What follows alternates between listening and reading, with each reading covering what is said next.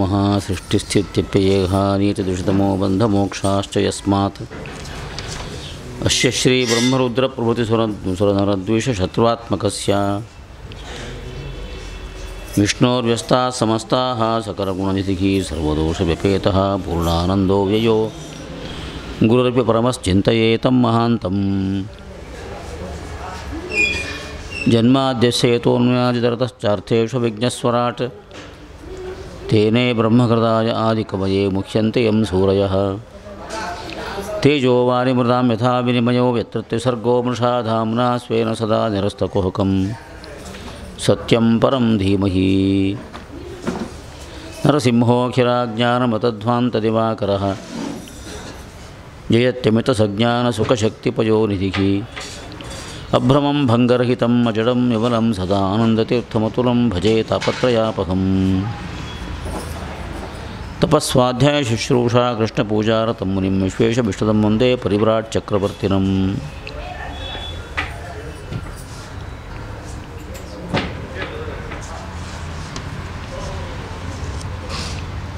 ಭಾಗವತ ಪ್ರವಚನವನ್ನು ಆರಂಭ ಮಾಡ್ತಾ ಇರೋ ಶುಕಾಚಾರ್ಯರು ಮಂಗಲಾಚರಣೆ ಮಾಡಿದ್ದಾರೆ.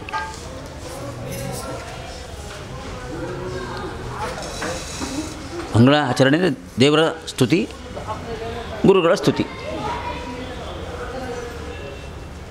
ತುಂಬ ಶ್ಲೋಕಗಳು ಮಂಗಳಾಚರಣೆ ಮಾಡಿದ್ದಾರೆ. ಒಂದು 15-14 ಶ್ಲೋಕ ಇದೆ. ಅದೆಲ್ಲ ವಿವರಣೆ ಮಾಡ್ತಾ ಹೋದರೆ ಅದೇ ಒಂದು 2 ತಾಸು ಆಗಿಬಿಡುತ್ತೆ. ಅಷ್ಟು ವಿವರಣೆಗಳಿದ್ದಾವೆ ಅದರೊಳಗೆ. ನಿನ್ನೆ ಒಂದು 4-5 ಶ್ಲೋಕಗಳು ವಿವರಣೆ ಮಾಡಿದ್ದೀನಿ. ದ್ವಿತೀಯ ಸ್ಕಂದದ ವಿಷಯ ಮುಂದೆ ಹೋಗೋ ದೃಷ್ಟಿಯಿಂದ ಎಲ್ಲ ಶ್ಲೋಕಗಳು ಪುನಃ ಜಾಸ್ತಿ ವಿವರಣೆ ಮಾಡಿದ್ದೇನೆ. ಅದರ ತಾತ್ಪರ್ಯ ಏನು ಅಂತ ಹೇಳ್ತಾ,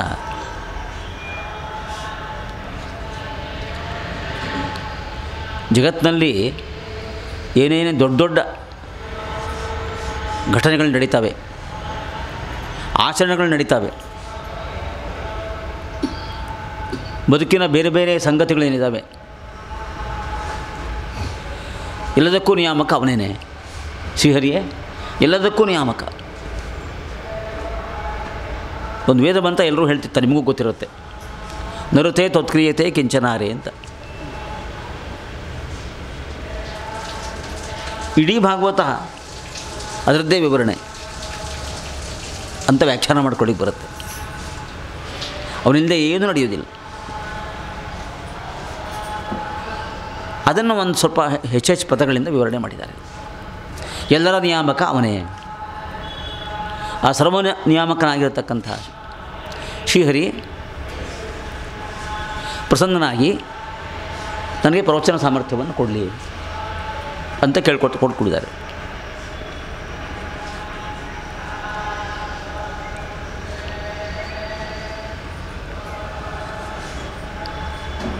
ಶ್ರೀಹರಿಯ ಪಾದಕಮಲಗಳನ್ನು ಚೆನ್ನಾಗಿ ಧ್ಯಾನ ಮಾಡಿದರೆ, ಆ ಚೆನ್ನಾಗಿ ಏನೋ ಶಬ್ದ ಇದೆ, ಅದು ಚೆನ್ನಾಗಿ ಧ್ಯಾನ ಮಾಡಿದರೆ ಅದರಿಂದ ಮನಸ್ಸು ಶುದ್ಧ ಆಗಿಬಿಡುತ್ತೆ ಅಂತ. 2 ವಿಷಯ ಗಮನಿಸಬೇಕು. ಶುದ್ಧವಾದ ಮನಸ್ಸಿನಲ್ಲಿ ಧ್ಯಾನ ಮಾಡಲಿಕ್ಕಾಗುತ್ತೆ ಅಂತ ಪದೇ ಪದೇ ಹೇಳಿದ್ದಾರೆ. ಧ್ಯಾನಕ್ಕಿಂತ ಮೊದಲೇ ಮನಸ್ಸು ಶುದ್ಧ ಆಗಬೇಕು. ಧ್ಯಾನ ಮಾಡಿದರೆ ಮನಸ್ಸು ಶುದ್ಧ ಆಗುತ್ತೆ ಅಂತ. ಆ ಕಡೆಗೂ ಇದೆ, ಈ ಕಡೆಗೂ ಇದೆ.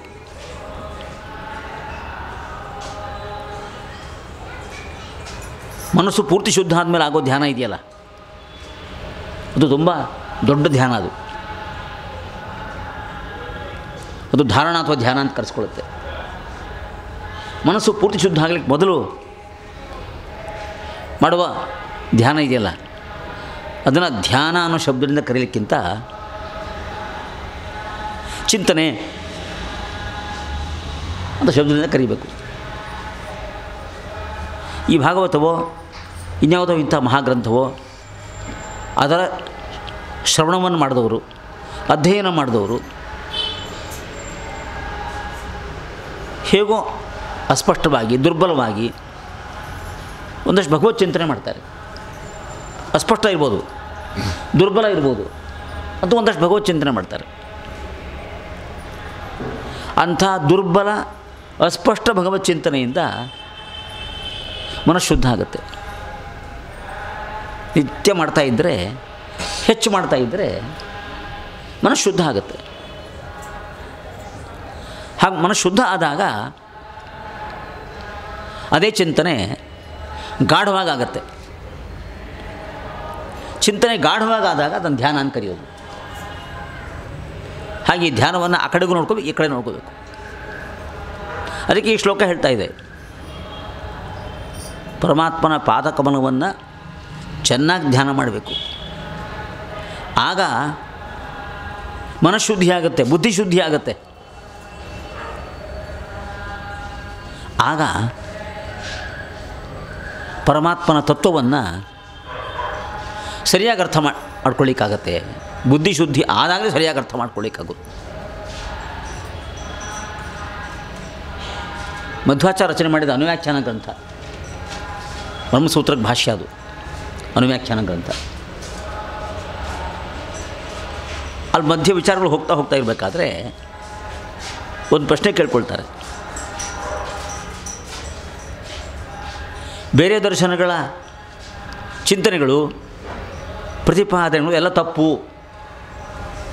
ತೋರಿಸ್ತಾ ಹೋಗ್ತಾರೆ. ಅಷ್ಟು ತಪ್ಪಾಗಿರುವ ವಿಷಯಗಳು ಈ ಜಗತ್ತಿನಲ್ಲಿ ದೀರ್ಘಕಾಲ ಪ್ರಚಾರದಲ್ಲಿದ್ದಾವೆ, ಬಾಳಿದ್ದಾವೆ ಆ ತತ್ವಗಳೆಲ್ಲ ಅಂತ. ಜೈನ ದರ್ಶನ ಇದೆ, ಬೌದ್ಧ ದರ್ಶನ ಇದೆ, ಸಾಂಖ್ಯ ದರ್ಶನ ಇದೆ, ವೇದಾಂತದಲ್ಲೇ ಅದ್ವೈತ ದರ್ಶನ ಇದೆ, ವಿಶಿಷ್ಟಾದ್ವೈತ ದರ್ಶನ ಇದೆ. ತಪ್ಪು ಅಂತ ತೋರಿಸ್ತಾ ಬರ್ತಾರೆ. ಇಷ್ಟು ತಪ್ಪಾಗಿರೋ ವಿಷಯಗಳು ಜಗತ್ತಿನಲ್ಲಿ ಯಾಕೆ ಬಾಳಿದ್ದಾವೆ ಅಂತ ಒಬ್ಬ ಜಿಜ್ಞಾಸುವಿನ ಪ್ರಶ್ನೆ. ಅದಕ್ಕೆ ಆಚಾರ್ಯ ಉತ್ತರ ಹೇಳ್ತಾರೆ, ಹೌದು ಬಾಳಿದ್ದಾವೆ. ಕಾರಣ ಶುದ್ಧ ಬುದ್ಧಿ ಇಲ್ಲದೇ ಇರೋರು ಬಹಳ ಜನ ಇದ್ದಾರೆ. ಅದು ಆಚಾರ್ಯ ಉತ್ತರ. ಅದು ಶುದ್ಧ ಬುದ್ಧಿ ಇಲ್ಲದೇ ಇರೋರು ಲೋಕದಲ್ಲಿ ತುಂಬ ಜನ ಇದ್ದಾರೆ. ಶುದ್ಧ ಬುದ್ಧಿ ಇರುವವರ ಸಂಖ್ಯೆ ತುಂಬ ಕಡಿಮೆ ಇದೆ. ಶುದ್ಧ ಬುದ್ಧಿ ಇರೋ ಸಂಖ್ಯೆ ತುಂಬ ಕಡಿಮೆ ಇದೆಯಂತೆ, ಅಶುದ್ಧ ಬುದ್ಧಿಯವರು ತುಂಬ ಜಾಸ್ತಿ ಇದ್ದಾರಂತೆ. ಇದು ಹೀಗೆ ನಿರಂತರ ಹೋಗ್ತಾ ಇದೆ ಜಗತ್ತು. ಆದ್ದರಿಂದ ತಪ್ಪು ಚಿಂತನೆಗಳು ಅದೊಂದು ದರ್ಶನವಾಗಿ ನಿರಂತರವಾಗಿರುತ್ತೆ ಅಂತ. ಇದಕ್ಕೆ ಇಂಗ್ಲೀಷ್ ಭಾಷೆಯಲ್ಲಿ ಹೇಳೋದಾದರೆ ಸ್ಕೂಲ್ಸ್ ಆಫ್ ಫಿಲಾಸಫಿ ಅಂತ, ಸ್ಕೂಲ್ಸ್ ಅಂತ ಅಂದರೆ ಬೇರೆ ಬೇರೆ ಚಿಂತನೆಯ ವಿಧಾನಗಳು ಅಂತ. ಸ್ಕೂಲಲ್ಲ, ಸ್ಕೂಲ್ಸ್ ಆಫ್ ಫಿಲಾಸಫಿ ಅಂತ. ಅಷ್ಟು ದರ್ಶನಗಳಿದ್ದಾವೆ, ಎಷ್ಟೋ ದರ್ಶನಗಳಿದ್ದಾವೆ. ಅದರೊಳಗೆ ಮತ್ತು ಕವಲುಗಳಿದ್ದಾವೆ. ಅಷ್ಟೆಲ್ಲ ಇರಲಿಕ್ಕೆ ಕಾರಣ ಜಗತ್ತಲ್ಲಿರ್ತಕ್ಕಂಥ ಜನಗಳ ಅಶುದ್ಧ ಬುದ್ಧಿ ಅಂತ ಹೇಳಿದ್ದಾರೆ ಮಧ್ವಾಚಾರ್ಯರು. ಅಂದರೆ ಬುದ್ಧಿಶುದ್ಧಿಗೆ ಅಂಥ ಮಹತ್ವ ಇದೆ ನೋಡ್ರಿ. ಬುದ್ಧಿಶುದ್ಧಿ ಇದ್ದರೆ ಮಾತ್ರ ತತ್ವ ಸರಿಯಾಗಿ ಗೊತ್ತಾಗುತ್ತೆ. ಭಗವದ್ಗೀತೆ ಹೇಳುತ್ತೆ, ಯಥಂತಹ ಯೋಗಿನಶ್ಚೈನಂ ಪಶ್ಯಂತಿ ಆತ್ಮನಿ ಅವಸ್ಥಿತಂ ಯಥಂತೋಪಿ ಅಕೃತಾತ್ಮಾನಃ ನೈನಂ ಪಶ್ಯಂತಿ ಅಚೇತಸಃ. ಯಥಂತೋಪಿ ಅಕೃತಾತ್ಮಾನಃ ನೈನಂ ಪಶ್ಯಂತಿ ಅಚೇತಸಃ ಅಂತ. ಪ್ರಯತ್ನ ಮಾಡಿದರೂ ಕೂಡ ಭಗವದ್ ದರ್ಶನ ಆಗೋದಿಲ್ಲ, ತತ್ವಜ್ಞಾನ ಆಗೋದಿಲ್ಲ. ಯಾರಿಗೆ? ಅಕೃತಾತ್ಮಾನಃ ಅಂತ ಶಬ್ದ, ಗೀತೆಯ ಶಬ್ದ ಅದು. ಅದಕ್ಕೆ ಮಧ್ವಾಚಾರ್ಯ ಭಾಷ್ಯ ಹೇಳಿದ್ದಾರೆ, ಅಶುದ್ಧ ಬುದ್ಧಯ. ಆ ಶಬ್ದಕ್ಕೆ ಭಾಷೆ ಹೇಳಿದ್ದಾರೆ, ಅಶುದ್ಧ ಬುದ್ಧಯ ಅಂತ. ಯಾರಿಗೆ ಬುದ್ಧಿಶುದ್ಧಿ ಇಲ್ಲ, ಅವರು ಏನು ಪ್ರಯತ್ನ ಮಾಡಿದರೂ ಕೂಡ ಅವ್ರಿಗೆ ತತ್ವ ಅರ್ಥ ಆಗೋದಿಲ್ಲ, ಭಗವದ್ ದರ್ಶನ ಆಗೋದಿಲ್ಲ. ಆದ್ದರಿಂದ ಈ ವೇದದ ಅಧ್ಯಯನ, ವೇದಾಂತಗಳ ಅಧ್ಯಯನ ಇದೆಯಲ್ಲ, ಇದು ಒಂದು ಲೌಕಿಕ ಅಧ್ಯಯನ ಅಲ್ಲ. ಇದು ಸ್ಕೂಲ್ನಲ್ಲೋ ಕಾಲೇಜ್ನಲ್ಲೋ ಹೀಗೆ ಹೇಗೋ ಇದ್ಕೊಂಡು ಅಧ್ಯಯನ, ಅಂಥ ಅಧ್ಯಯನ ಅಲ್ಲವೇ ಅಲ್ಲ ಇದು. ಅಂಥ ಅಧ್ಯಯನ ಮಾಡಿದರೆ ಏನೂ ಪ್ರಯೋಜನ ಆಗೋದಿಲ್ಲ. ಈ ಅಧ್ಯಯನ ಸಫಲವಾಗಬೇಕಾದ್ರೆ ಬುದ್ಧಿಯನ್ನೇ ಶುದ್ಧಿ ಮಾಡಿಕೊಳ್ಬೇಕು ಮೊದಲು. ಅದಕ್ಕಾಗಿ ಮಹಾಪ್ರಯತ್ನ ಮಾಡಬೇಕು. ಆ ಮಹಾಪ್ರಯತ್ನ ಮಾಡ್ತಾ ಮಾಡ್ತಾ ಬುದ್ಧಿ ಶುದ್ಧಿ ಆದರೆ ಅವಾಗ ತತ್ವ ಅರ್ಥ ಆಗುತ್ತೆ ಅಂತ. ಸಮಾಧಿ ಧೌತಯಾಧಿಯ ಅನುಪಶ್ಯಂತಿ ತತ್ವಮಾತ್ಮನಃ. ಇಂಥ ಭಗವತ್ ತತ್ವವನ್ನು ಜ್ಞಾನಿಗಳು ಅವರವರಿಗೆ ಸಾಧ್ಯವಾದಷ್ಟು, ಅವರವರಿಗೆ ರುಚಿ ಇದ್ದಷ್ಟು ಲೋಕದಲ್ಲಿ ಹೇಳ್ತಾ ಬಂದಿರ್ತಾರೆ. ಪರಮಾತ್ಮ ದುರ್ಲಭ, ಇಷ್ಟೆಲ್ಲ ಅದು ಅರ್ಥ ಆಗಿದ್ದು. ಪರಮಾತ್ಮ ದುರ್ಲಭ, ಅಂಥ ಪರಮಾತ್ಮ ನನ್ನ ಮೇಲೆ ಪ್ರಸನ್ನನಾಗಲಿ.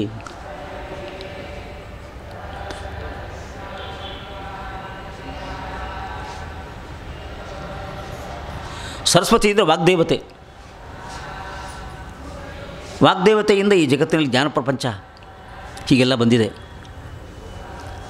ಆ ವಾಗ್ದೇವತೆ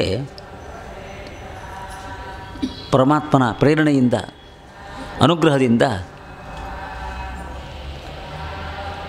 ಎಲ್ಲರ ವಾಗೀಂದ್ರಿಯದಲ್ಲಿ ಇದ್ದು ಪ್ರೇರಣೆ ಕೊಟ್ಟು ಅಧ್ಯಯನ ಅಧ್ಯಾಪನಗಳನ್ನು ಮಾಡಿಸಿ ಈ ವಿದ್ಯೆ ಮುಂದುವರಿಯುವಂತೆ ಮಾಡಿದ್ದಾಳಂತೆ. ಆ ವಾಗ್ದೇವತೆಯ ಸ್ಮರಣೆಯನ್ನು ಮಾಡಿಕೊಳ್ಳಲೇಬೇಕು ಅಂತ ಮಂಗಳಾಚರಣೆ ಮಾಡ್ತಿದ್ದಾರೆ. ಮಂಗಳಾಚರಣೆ ಮಾಡ್ತಾಯಿದ್ರು, ವಾಗ್ದೇವತೆಯ ಸ್ಮರಣೆಯನ್ನು ಮಾಡಿಕೊಳ್ಳಲೇಬೇಕು. ಅಂಥ ವಾಗ್ದೇವತೆಗೆ ಪ್ರೇರಣೆಯನ್ನು ಕೊಟ್ಟವನು ಈ ಶ್ರೀಹರಿ. ಆ ಶ್ರೀಹರಿಗೂ ನಮಸ್ಕಾರ.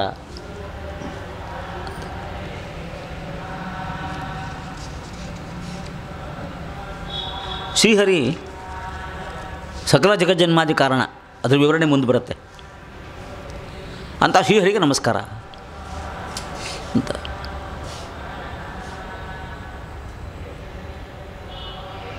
ಪರಮಾತ್ಮ ತತ್ವಗಳ ಉಪದೇಶವನ್ನು ಮಾಡಿದ ಅಂತ ಇದೆ.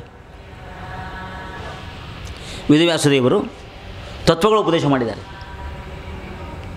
ಹಯಗ್ರೀವ ದೇವರು ತತ್ವಗಳ ಉಪದೇಶ ಮಾಡಿದ್ದಾರೆ. ಹೀಗೆ ಭಗವದ್ರೂಪಗಳ ಬಾಯಿಂದ ತತ್ವಗಳ ಉಪದೇಶ ಜಗತ್ತಿಗಾಗಿದೆ. ಆ ತತ್ವಗಳನ್ನು ಸರಿಯಾಗಿ ಗ್ರಹಣ ಮಾಡಿದವರು ಸ್ವಲ್ಪವೇ ಜನ. ಅಂಥವ್ರನ್ನ ಸೌಮ್ಯರು ಅಂತೇಳಿ ಭಾಗವತ ಕರೆದಿದೆ. ಪಪುರ್ ಜ್ಞಾನಮಯಂ ಸೌಮ್ಯಾ ಯನ್ಮುಖಾಂಬರು. ಹಯಗ್ರೀವದೇವರು ಉಪದೇಶ ಮಾಡಿದರೆ, ವೇದವ್ಯಾಸದೇವರು ಉಪದೇಶ ಮಾಡಿದರೆ ಅದನ್ನು ಕೇಳಿಸ್ಕೊಂಡವರು, ಅದನ್ನು ಅರ್ಥ ಮಾಡಿಕೊಂಡವರು, ಅದನ್ನು ಆಸ್ವಾದ ಮಾಡಿದವರು ತುಂಬ ಕಡಿಮೆ. ಅಂಥ ಪರಮಾತ್ಮ ನಮಸ್ಕಾರ ಅಂತ. ಹೀಗೆ ಮಂಗಳವನ್ನು ಮಾಡಿ ಶುಕಾಚಾರ್ಯರು ಮಂಗಳವನ್ನು ಮುಗಿಸ್ತಾ ಪರೀಕ್ಷಿತ್ ರಾಜನಿಗೆ ಹೇಳ್ತಾರೆ, ನೋಡಪ್ಪ ಪರೀಕ್ಷಿತ್ ರಾಜ, ನೀನು ನನ್ನನ್ನು ಕೇಳ್ತಾ ಇದೀಯ, ಏನು ಮಾಡಬೇಕು ಏನು ಮಾಡಬಾರ್ದು, ಪರಮಾತ್ಮನ ತತ್ವ ಏನು ಅಂತ ವಿಚಾರ ಹೇಳಿ ನಾನು ಕೇಳ್ತಾ ಇದೀಯ. ನೀನು ಯಾವ ವಿಷಯವನ್ನು ತಿಳ್ಕೊಳ್ಬೇಕು ಅಂತ ಇಚ್ಛೆಯಿಂದ ನನ್ನ ಮುಂದೆ ಪ್ರಶ್ನೆಗಳನ್ನ ಇಟ್ಟಿದೆಯಾ. ಇದೇ ಪ್ರಶ್ನೆಗಳನ್ನು ನಾರದರು ಚತುರ್ಮುಖ ಬ್ರಹ್ಮದೇವರನ್ನು ಕೇಳಿದರು. ನಾರದರು ಚತುರ್ಮುಖ ಬ್ರಹ್ಮದೇವರನ್ನು ಕೇಳಿದ್ರಂತೆ. ಆಗ ಚತುರ್ಮುಖ ಬ್ರಹ್ಮದೇವರು ನಾರದರಿಗೆ ಉಪದೇಶ ಮಾಡಿದ್ರಂತೆ. ಆ ನಾರದರ ಉಪದೇಶವನ್ನೇ ನಾನು ತಿಳ್ಕೊಂಡು ನಿಂಗೆ ಉಪದೇಶ ಮಾಡ್ತಾಯಿದ್ದೀನಿ ಇವಾಗ. ಆದ್ದರಿಂದ ಚತುರ್ಮುಖ ಬ್ರಹ್ಮದೇವರು ನಾರದರಿಗೇನು ಉಪದೇಶ ಮಾಡಿದರು ಅದೇ ಭಾಗವತ. ಅಲ್ಲಿಗೆ 4ನೇ ಅಧ್ಯಾಯ ಮುಗಿಸ್ತಾರೆ. ಇನ್ನು 5ನೇ ಅಧ್ಯಾಯ. ಇಲ್ಲಿ ಕೊನೆ ಶ್ಲೋಕ ಹೇಳಿದ್ದು ನಾರದರು ಬ್ರಹ್ಮದೇವರನ್ನು ಕೇಳಿದ್ದಾರೆ ಅಂತ. ನಾರದರು ಏನು ಕೇಳಿದ್ರು? ನಾರದರ ಭಾಷೆಯಲ್ಲಿ ಇವಾಗ ಶ್ಲೋಕಗಳಿದ್ದಾವೆ, ನಾರದರ ಮಾತು ಶ್ಲೋಕಗಳಿದ್ದಾವೆ. ಭಾಳ ವಿವರಣೆ ಏನು ಬೇಕಿಲ್ಲ. ಪರೀಕ್ಷಿತ್ ರಾಜ ಏನು ಕೇಳಿದ್ರು ಅದನ್ನೇ ನಾರದರು ಕೇಳಿದ್ದಾರೆ. ಅವರು ಶುಕಾಚಾರ್ಯ ಮುಂದೆ ಕೇಳಿದರು, ಇವರು ಬ್ರಹ್ಮದೇವ್ರ ಮುಂದೆ ಕೇಳಿದ್ದಾರೆ ಅಷ್ಟೇ. ವಿಚಾರ ಅದೇನೆ, ಅನ್ನೇ ಹೇಳಿಂದು ಕೇಳಿದ್ದಾರೆ. ಅಂತ. ಬ್ರಹ್ಮದೇವನ ಸಂಬೋಧನೆ ಮಾಡಿದ್ದು ಭೂತಭಾವನ ಪೂರ್ವಜ ಅಂತ. ಇಂಥ ಶಬ್ದಗಳು ಬಹಳ ಅಪರೂಪ. ಈ ಭಾಗವತ ಓದುವಾಗ ವಿಷಯಗಳನ್ನು ತಿಳ್ಕೊಳ್ಳೋದು ಒಂದು ಕಡೆ, ಅದರ ಭಾಷೆಯನ್ನು ಗಮನಿಸೋದು ಮತ್ತೊಂದು ಕಡೆ. ಭಾಷೆಯನ್ನು ಗಮನಿಸಬೇಕಾದ್ರೆ ಕ್ಲಾಸ್ ರೂಮೇ ಬೇಕು. ಅದಕ್ಕೆ ಇಂಥ ಪ್ರವಚನ ಆಗೋದಿಲ್ಲ. ವಿದ್ಯಾರ್ಥಿಗಳು ಟೀಚರ್ಗಳು ಇರಬೇಕು. ಅಧ್ಯಾಪಕ ವಿದ್ಯಾರ್ಥಿಗಳಿಗೆ ನಿಧಾನವಾಗಿ ಪಾಠ ಹೇಳಬೇಕು. ವಿಶೇಷವಾಗಿ ವ್ಯಾಕರಣ ಹೇಳಬೇಕಾಗತ್ತೆ. ವ್ಯಾಕರಣ ಹೇಳಿದೇನೆ ಭಾಷೆಯನ್ನು ನಿರ್ವಾಹ ಮಾಡಲಿಕ್ಕಾಗೋದಿಲ್ಲ. ವ್ಯಾಕರಣ ಹೇಳಬೇಕಾಗತ್ತೆ. ಈ 2ನೇ ಸ್ಕಂಧ, 3ನೇ ಸ್ಕಂಧದ ಕೆಲವು ಭಾಗ, 11ನೇ ಸ್ಕಂಧದಲ್ಲಿ ಭಾಷೆಯನ್ನೇ ಬಹಳ ಗಮನಿಸಬೇಕಾಗಿದೆ. ವಿಷಯವನ್ನು ಗಮನಿಸಬೇಕು, ವಿಷಯದ ಜೊತೆಗೆ ಭಾಷೆಯನ್ನು ಗಮನಿಸಬೇಕಾಗಿದೆ. ಭಾಷೆಯ ಪಾಠಕ್ಕೆ ಈ ಜಾಗ ಸೂಕ್ತ ಅಲ್ಲ. ಅಷ್ಟು ಇಷ್ಟು ವಿಷಯ ಹೇಳಬೇಕಷ್ಟೆ. ನಾರದರು ಬ್ರಹ್ಮದೇವನ ಸಂಬೋಧನೆ ಮಾಡ್ತಾ ಭೂತಭಾವನ ಪೂರ್ವಜ ಅಂತ ಭಾಷೆ ಇಟ್ಟಿದ್ದಾರೆ. ಭೂತಭಾವನ ಪೂರ್ವಜ ಅಂತ. ಭೂತಭಾವನ ಅಂದರೆ ನಾರದರ ಭಾಷೆಯಲ್ಲಿ ಜಗತ್ತಿನ ಎಲ್ಲ ಪದಾರ್ಥಗಳನ್ನು ಸೃಷ್ಟಿ ಮಾಡುವವನು ಅಂತ ಅರ್ಥ. ಈ ಭೂತ ಶಬ್ದ ಇದೆಯಲ್ಲ, ಅದು ಯಾವ್ಯಾವುದೋ ಅರ್ಥಗಳು ಬಳಕೆ ಇದೆ ನಮ್ಮಲ್ಲಿ. ಸಂಸ್ಕೃತ ಭಾಷೆಯಲ್ಲಿ ತುಂಬ ಓದಬೇಕಾಗುತ್ತೆ. ಅದಕ್ಕೆ ತುಂಬ ಅರ್ಥಗಳು ಬಳಕೆ ಇದೆ. ಅದಕ್ಕೆ ಭೂತ ಅನ್ನೋ ಶಬ್ದ ಅಂತ. ದೇವ ಪಿಶಾಚಿ ಅಂತೂ ಅರ್ಥ ಇದೆ ಅದಕ್ಕೆ ಅಲ್ವಾ.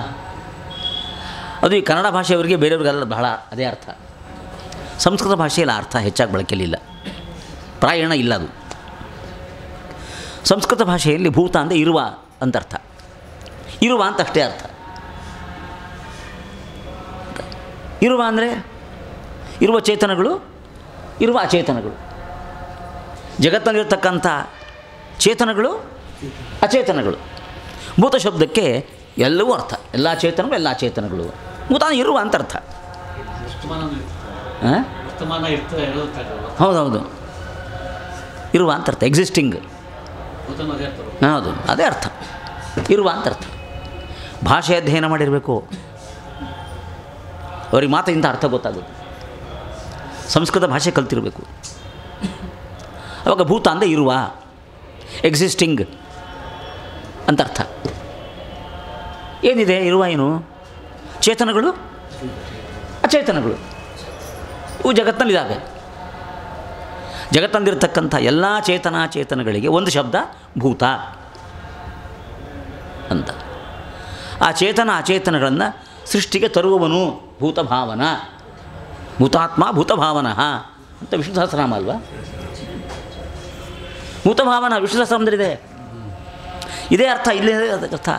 ಭೂತಭಾವನ ಅಂತ ವಿಷ್ಣುವಿಗೆ ನಾಮ ಹೇಳಿದರೆ ಸಕಲ ಚೇತನಗಳನ್ನು ಜಗತ್ತಿಗೆ ತರುವವನು ಅಂತರ್ಥ. ಅಂಥ ಶ್ರೀಹರಿ ಭೂತಭಾವನ. ಆ ಸೃಷ್ಟಿ ಪ್ರಕ್ರಿಯೆ ಇದೆಯಲ್ಲ, ಆ ಸೃಷ್ಟಿ ಪ್ರಕ್ರಿಯೆಯಲ್ಲಿ ಮೊದಲು ಜಗತ್ತಿಗೆ ಬಂದವರು ಚತುರ್ಮುಖ ಬ್ರಹ್ಮದೇವರು. ಮೊದಲು ಸೃಷ್ಟಿಗೆ ಬಂದವರು ಚತುರ್ಮುಖ ಬ್ರಹ್ಮದೇವರು. ಆದ್ದರಿಂದ ಭೂತಭಾವನನಿಂದ ಪೂರ್ವ ಜ, ಮೊದಲು ಹುಟ್ಟಿದವರು. ಭೂತಭಾವನನಿಂದ ಮೊದಲು ಹುಟ್ಟಿದವರು ಅಂತ ನಾರದರು ಬ್ರಹ್ಮದೇವರು ಸಂಬೋಧನೆ ಮಾಡಿದರು. ಭೂತಭಾವನ ಪೂರ್ವಜ.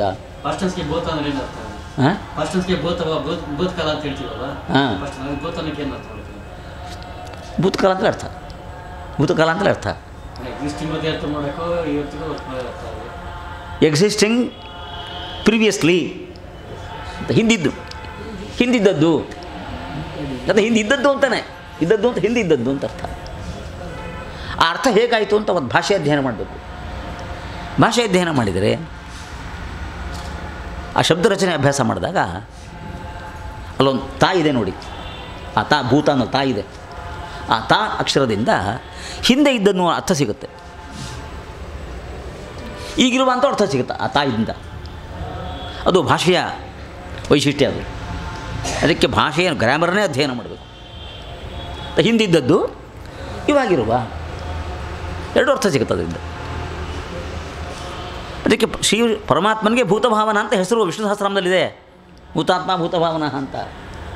ಅವನಿಂದ ಪೂರ್ವ ಮೊದಲು ಜ ಹುಟ್ಟಿದವರು, ಭೂತಭಾವನ ಪೂರ್ವಜ ಅಂತ ನಾರದರು ಚತುರ್ಮುಖ ಬ್ರಹ್ಮದೇವರನ್ನು ಈ ಥರ ಸಂಬೋಧನೆ ಮಾಡಿದ್ದಾರೆ ಅಂತ. ತುಂಬ ಮಕ್ಕಳಿದ್ದಾಗ ಎಷ್ಟನೇ ಮಗ? ಒಂದನೇವನು, ಎರಡನೇವನು, ಮೂರನೇವನು ಅಂತ ಅಲ್ವಾ? ಪರಮಾತ್ಮನಿಗೆ ತುಂಬ ಮಕ್ಕಳು. ಅದರಲ್ಲಿ ಚತುರ್ಮುಖ ಬ್ರಹ್ಮದೇವರು ಮೊದಲನೇ ಮಗ, ಭೂತಭಾವನ ಪೂರ್ವಜ. ಇಂಥ ಶಬ್ದ ಸ್ವಾರಸ್ಯ. ನಾರದರು ಬ್ರಹ್ಮದೇವರನ್ನು ಹೀಗೆ ಸಂಬೋಧನೆ ಮಾಡಿದ್ದಾರೆ. ಹೀಗೆ ಸಂಬೋಧನೆ ಮಾಡಿ, ಬ್ರಹ್ಮದೇವರೇ ನೀವು ನನಗೆ ಆತ್ಮತತ್ವವನ್ನು ದಯವಿಟ್ಟು ತಿಳಿಸಿ, ಆತ್ಮತತ್ವವನ್ನು ದಯವಿಟ್ಟು ತಿಳಿಸಿ ಅಂತ ಪ್ರಾರ್ಥನೆ ಮಾಡ್ಕೊಂಡಿದ್ದಾರೆ. ಅಲ್ಲೊಂದು ವ್ಯಾಕರಣ ಇದೆ, ಸಮಯ ಆಗಿಬಿಡುತ್ತೆ, ವ್ಯಾಕರಣ ಮುಟ್ಟೋದಿಲ್ಲ ಇವಾಗ. ಅಲ್ಲೊಂದು ವ್ಯಾಕರಣ ಇದೆ, ಅದನ್ನು ಹೇಳಲಿಕ್ಕೆ ಹೋದರೆ ಭಾಳ ಕಷ್ಟ ಆಗಿಬಿಡುತ್ತೆ. ಅಭಿಪ್ರಾಯ ಮಾತ್ರ ಪರಮಾತ್ಮ ಏನು ಜಗತ್ ಸೃಷ್ಟಿ ಮಾಡಿ ನಿರ್ವಹಿಸ್ಕೊಂಡು ಹೋಗ್ತಾನೆ, ಆ ಪರಮಾತ್ಮ ತತ್ವವನ್ನು ನನಗೆ ತಿಳಿಸಿ ಅಂತ. ತಿಳಿಸಿ ಅಂತ ಕೇಳಿದಾಗ ಬ್ರಹ್ಮದೇವರು ತಿಳಿಸ್ಬೇಕು. ಬ್ರಹ್ಮದೇವರು ತಿಳಿಸ್ಬೇಕಲ್ವಾ? ಇವ್ರು ತಿಳ್ಕೊಳ್ಬೇಕು. ತಿಳಿಸೋ ಬ್ರಹ್ಮದೇವರು, ತಿಳ್ಕೊಳ್ಳೋ ನಾರದ, ಬೇರೆನೋ ಒಂದೇನೋ? ತಿಳಿಸೋ ಬ್ರಹ್ಮದೇವರು, ತಿಳ್ಕೊಳ್ಳೋ ನಾರದ ಒಂದೇನೋ ಬೇರೆನೋ? ಬೇರೆ. ಅದ್ಯಾಕೆ ಇಂಥ ಪ್ರಶ್ನೆ ಕೇಳ್ತಾನೆ ನಿಮಗೆ ಅನಿಸ್ತಾ ಇದೆ? ಇಂಥ ಪ್ರಶ್ನೆ ಕೇಳಬಾರ್ದಲ್ವಾ? ಹೌದು, ಕೇಳಬಾರ್ದು ಇಂಥ ಪ್ರಶ್ನೆನ. ಆದರೂ ನಮ್ಮ ದರ್ಶನ ಅಶುದ್ಧ ಬುದ್ಧಿಯವರು ಒಂದೇ ಅಂತ ಮಾಡಿಬಿಟ್ಟಿದ್ದಾರೆ ಅಲ್ವಾ? ಅಂತ ಬೇರೆನೋ ಒಂದೇನೋ? ಅವ್ರು ತಿಳಿಸೋರು, ಇವ್ರು ತಿಳ್ಕೊಳ್ಳೋರು ಬೇರೆಯೇ. ನಾರದರು ತಿಳ್ಕೊಳ್ಳೋರು, ಬ್ರಹ್ಮದೇವರು ತಿಳಿಸೋರಾದ್ದರಿಂದ ಅವರಿಗೆ ಭೇದ ಇದೆ. ಬ್ರಹ್ಮದೇವರಿಗೆ ಉಪದೇಶ ಮಾಡಿದ್ಯಾರು? ಪರಮಾತ್ಮ. ಅವ್ರಿಗೂ ಭೇದ ಇದೆ ಅಂತ ಭೇದವನ್ನು ಅರ್ಥ ಮಾಡಿಕೊಳ್ಳಲಿಕ್ಕೆ ಬೇಕಾದ ಶಬ್ದ ವಿನ್ಯಾಸ ಇದೆ ಇಲ್ಲಿ. ಅದಕ್ಕೆ ಭಾಳ ವ್ಯಾಕರಣ ಬೇಕು. ಅದು ಬಿಟ್ಟು ನಾನು ವಿಷ್ಣು ವಿಷಯ ಹೇಳ್ತಾ ಇದ್ದೀನಿ.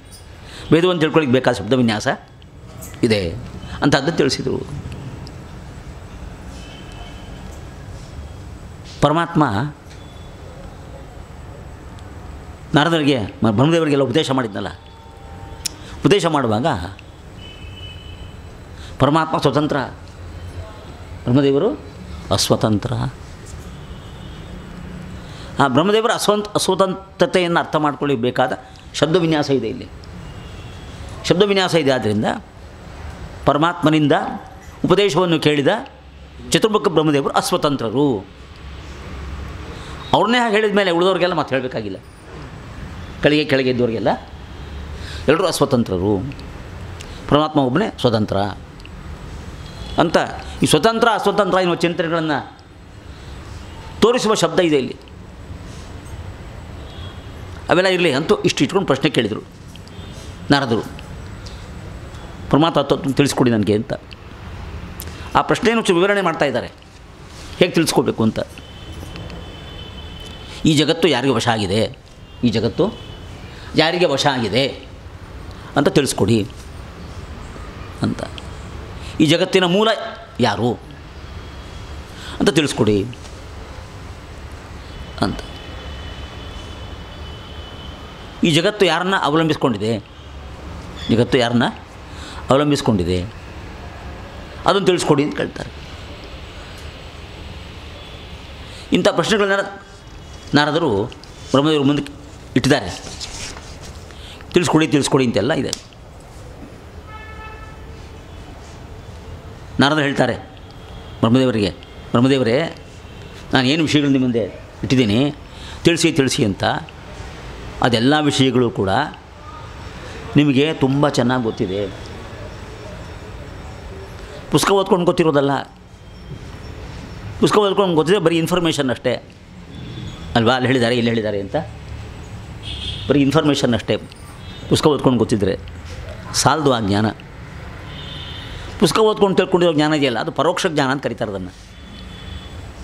ಪರೋಕ್ಷ ಜ್ಞಾನ ಅಂತ. ವಿಷಯ ಕಾಣಿಸಿರೋದಿಲ್ಲ, ಸುಮ್ಮನೆ ವಾಕ್ಯಗಳನ್ನ ಓದಿ ಓದಿ ಅರ್ಥ ಮಾಡ್ಕೊಂಡಿರ್ತೀವಿ ಅಷ್ಟೇ. ಪರೋಕ್ಷ ಜ್ಞಾನ ಅದು. ನಾರದರು ಬ್ರಹ್ಮದೇವರು ಹೇಳ್ತಾರೆ, ನಿಮಗೆ ಜಗತ್ತಿನ ಬಗ್ಗೆ ಇರುವ ಜ್ಞಾನ ಪರೋಕ್ಷ ಜ್ಞಾನ ಅಲ್ಲ, ನಿಮಗೆ ಇಡೀ ಜಗತ್ತಿನ ಬಗ್ಗೆ ಅಪರೋಕ್ಷ ಜ್ಞಾನ ಇದೆ. ನಿಮಗೆ ಅಪರೋಕ್ಷ ಜ್ಞಾನ ಇದೆ, ಕಾಣುತ್ತೆ ಅಂತ ಅರ್ಥ ಅಂತ. ಈಗ ನಮಗೆ ನಾವು ಒಬ್ರಿಗೊಬ್ರು ಕಾಣ್ತಾ ಇದ್ದೀವಿ, ಇಲ್ಲ ಅಪರೋಕ್ಷ ಜ್ಞಾನ ಇದು. ಕಾಣ್ತಾ ಇದೆ ಆದ್ದರಿಂದ ಅಪರೋಕ್ಷ ಜ್ಞಾನ ಇದು ಅಂತ.